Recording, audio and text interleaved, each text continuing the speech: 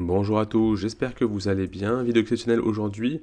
On est le week-end, ouais, on est samedi matin, et puis j'ai voulu faire une rétrospective comme ça sur tout ce qui s'est passé cette semaine, mais surtout sur la journée d'hier en fait. Parce que hier matin, j'ai fait une vidéo où justement on venait casser notre ligne de tendance, et en fait on est venu aujourd'hui, et hier surtout, justement casser ça. Donc on va essayer surtout de voir quels sont de manière macro hein, les différents niveaux.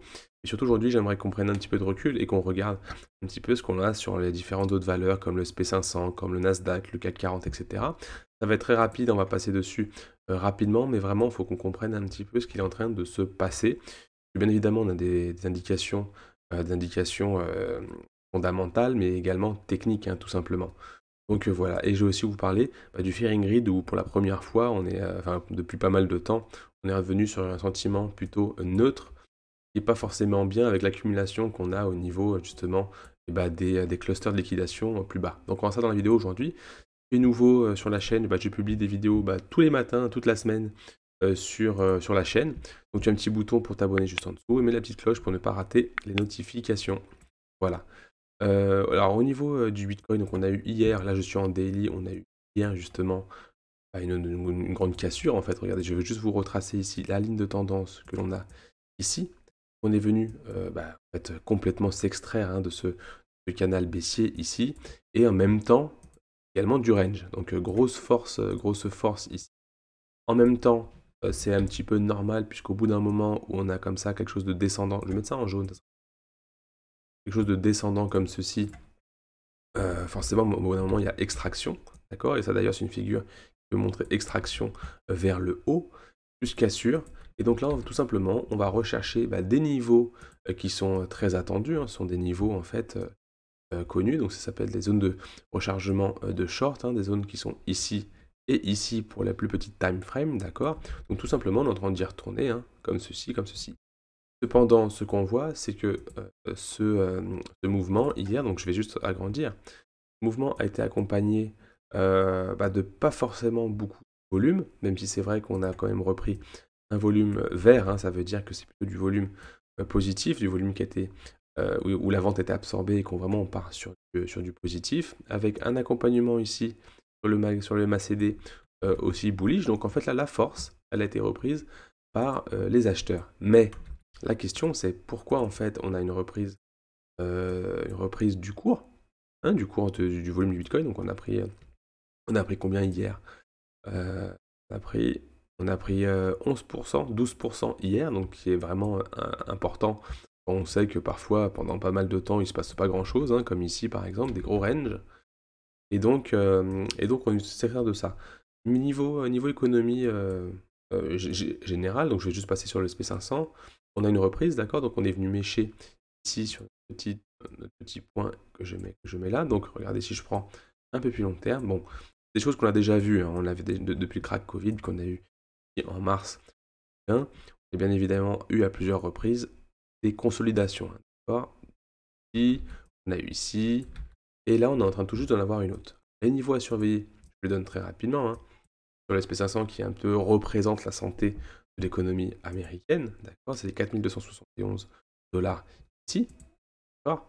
On est venu poser dessus et on voit qu'on est en train de reprendre un petit peu tout ça. Bien évidemment, quand on passe ici en weekly, c'est quand même pas trop non plus joli. On voit quand même une énorme bougie. Ouais, je reprends. Énorme bougie rouge hein, ici, comme on l'a eu à plusieurs reprises en mai 2021. Et donc là, en fait, on va observer hein, et surveiller ici, puisqu'en fait, c'est vraiment très corrélé. Donc, il faut vraiment avoir aussi une vue sur les valeurs, enfin, sur la santé américaine, tout simplement, hein. Ici et ici, entre 4458 et 4271. Donc voilà, donc niveau économie, donc on a une reprise certes, mais qui n'est pas non plus flagrante, d'accord? On peut encore potentiellement aller chercher des niveaux un peu plus bas, hein. On a ce niveau-là aussi qui peut servir encore de support. Ici, au niveau du Nasdaq, c'est un peu pareil, hein. En plus, on voit notre ligne de tendance ici qui est encore un peu loin, donc pourquoi pas à un moment revenir chercher. Donc je dis pas qu'on va y aller, je dis que potentiellement on touche des niveaux, c'est vrai, donc ça peut rebondir dessus et repartir, bien évidemment, hein. Mais voilà, la reprise n'est pas Tradevolution, en fait, on n'a pas grand-chose qui expliquerait sur le Bitcoin quelque chose aussi impulsif. C'est là où je veux en venir. C'est vrai qu'on a des petits signes pas de retour, mais et en plus on est en dollars, un dollar index ici, justement en train de faire son pullback, si on pourrait appeler ça comme ça, un petit retournement ici, sur justement cette ligne de résistance. Donc est-ce que justement le fait d'avoir ce retour n'a pas fait pumper le Bitcoin pour après repartir comme ceci, redonner la force au dollar et mettre un petit coup de Bitcoin pour que justement chercher plus bas. Donc ça c'est aussi une éventualité. Donc si je récapitule un petit peu tous les points, et juste après on ira voir un petit peu également les différentes cryptos comme le TH, comme le Cardano, et voir un petit peu justement comment ils se comportent par rapport à cette évolution. Du coup, on voit que cette hausse, bah, en fait, a été poussée pas par une économie américaine et mondiale, mais surtout par un pump, hein, tout simplement, un pump d'argent qui est rentré subitement dedans, décorrélé du marché traditionnel, du marché traditionnel, tout simplement. Pas de volume à ce moment-là. Donc même si c'est vert, on n'a pas forcément quelque chose d'assez flagrant avec une absorption de la vente. Donc forcément poussé par du levier, donc pas mal d'entrées en levier, même si c'est vrai que c'est pas non plus énorme, hein. C'est vrai qu'on a quand même des contrats qui s'ouvrent en open interest ici, qui s'ouvrent, mais on n'a pas de grosses évolutions. Si je passe ici en 4 heures, pas trop rentrer dans le détail justement de tout ça, parce que ça on le voit plutôt en semaine, hein. Ici c'est plutôt voir une vue d'ensemble. On a quand même des contrats qui s'ouvrent, mais c'est pas non plus flagrant. Et sur cette montée, parce qu'en fait, enfin, voilà, qui a fait pousser le cours. Donc les gens sont plutôt en train en ce moment, de longue le marché, même si on observe ici, c'est vrai, du short, hein, commence à se mettre également en place.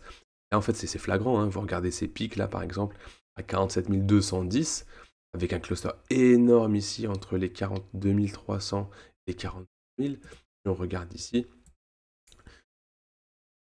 Si, en fait, ici, là, on voit que c'est en train de longue comme des porcs, parce qu'en fait, ce que je pense, ce qui a été fait, tout simplement, c'est que les gens sont en train de mettre leur stop ici, qui renverserait en fait la tendance de la montée. Ça veut dire que si ça vient faire ça, les liquidités sont ici, hein, tout simplement.